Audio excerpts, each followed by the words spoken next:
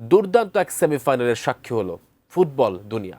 ইংল্যান্ডের বিপক্ষে 1 গোলে পিছিয়ে থেকেও মেসি ম্যাজিকে 2-1 ব্যবধানের দারুণ এক জয় পায় আর্জেন্টিনা। হাই ভোল্টেজ এই ম্যাচে শুরু থেকে প্লেয়ারদেরকে বেশ মারমুখী ভূমিকায় দেখা যায়। বিতর্কিত এক ফাউলকে কেন্দ্র করে বাক বিতণ্ডাও জড়িয়ে পড়েন বেলিংহাম ও মেসি। কিন্তু কি কথা হয়েছিল সেই উত্তপ্ত বাক্য বিনিময়ে, বিস্তারিত থাকছে ডেস্ক রিপোর্টে। অবশেষে ফাইনালের টিকিট নিশ্চিত করেছে বর্তমান চ্যাম্পিয়ন আর্জেন্টিনা। বিশ্বকাপের দ্বিতীয় সেমিফাইনালে ইংল্যান্ডের বিপক্ষে 1 গোলে পিছিয়ে থেকেও দুর্দান্ত এক জয় তুলে নেয় আলবিসেলেস্তেরা। হাই ভোল্টেজ এই ম্যাচে লিওনেল মেসি ও জুড বেলিংহামের উত্তপ্ত বাক্য বিনিময় নজর কাড়ে সবার। তবে ম্যাচ শেষে এই ঘটনাকে বড় করে দেখার কোনো কারণ নেই বলে জানিয়েছেন ইংল্যান্ডের এই মিডফিল্ডার। ম্যাচের প্রথমার্ধে টেলিভিশন ক্যামেরায় দেখা যায় মেসি ও বেলিংহাম মাঠেই তর্কে জড়িয়ে পড়েন। গ্লোবো স্পোর্তকে দেওয়া এক সাক্ষাৎকারে বিষয়টি নিয়ে বেলিংহাম বলেন, এটি ছিল শুধুই একটি ফাউলকে কেন্দ্র করে মতবিরোধ, ব্যক্তিগত কোনো বিরোধ নয়। নোভা এলইডি টিভি, ঝকঝকে ছবি, নিখুঁত শব্দ, 5 বছরের ওয়ারেন্টি। নোভা মানে সঠিক মান, নিশ্চিত সেবা। ইংল্যান্ডের এই মিডফিল্ডার বলেন, আসলে তারা একটি ফাউল নিয়ে তর্কাতর্কি করছিল। বিষয়টি মোটেও খারাপ কিছু ছিল না।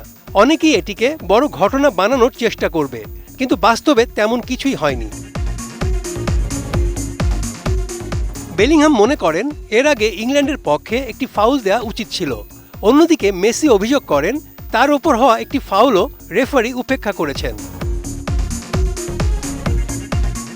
ইংলিশ তারকা বলেন, এর আগে একটি ফাউল হয়েছিল, তখন মেসি বললেন, আর তার উপর যে ফাউল করা হয়েছিল।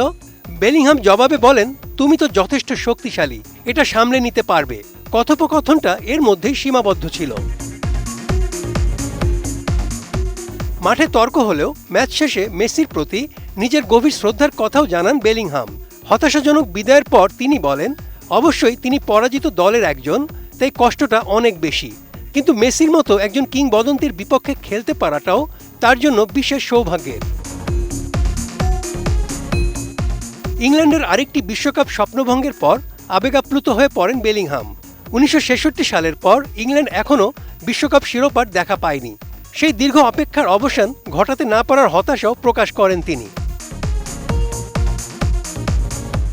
বেলিংহাম বলেন, এটা সত্যি ভীষণ কষ্টের। তিনি সেই ইংল্যান্ড দলের অংশ হতে চেয়েছিলেন যারা অবশেষে বিশ্বকাপ জিতবে, কিন্তু আবারও সমর্থকদের সামনে একই হতাশার গল্প বলতে হচ্ছে, যা তারা বহু বছর ধরে শুনে আসছেন।